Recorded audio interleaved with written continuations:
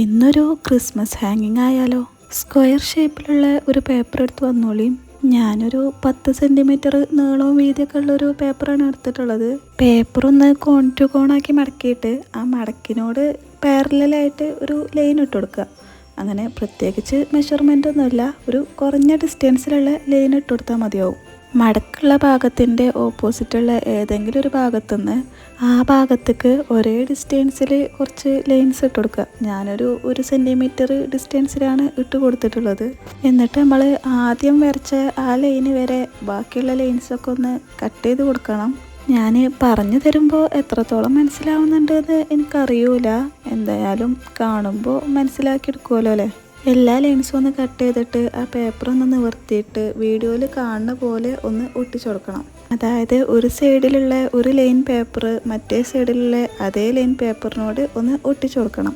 ഒട്ടിച്ചു കൊടുക്കുമ്പോൾ ഇടവിട്ടിട്ടുള്ള പേപ്പേഴ്സ് ഒട്ടിച്ചു കൊടുക്കാൻ പ്രത്യേകം ശ്രദ്ധിക്കണം കേട്ടോ. പിന്നെ പേപ്പർ ഒന്ന് തിരിച്ചു പിടിച്ചിട്ട് ബാക്കിയുള്ള ഭാഗങ്ങളും കൂടി ഒട്ടിച്ചു കൊടുക്കണം. പറയുമ്പോൾ കുറച്ച് കോംപ്ലിക്കേറ്റഡ് ആയിട്ട് തോന്നെങ്കിലും ഉണ്ടാക്കുമ്പോൾ അത്ര ഹാർഡൊന്നും അല്ല കേട്ടോ.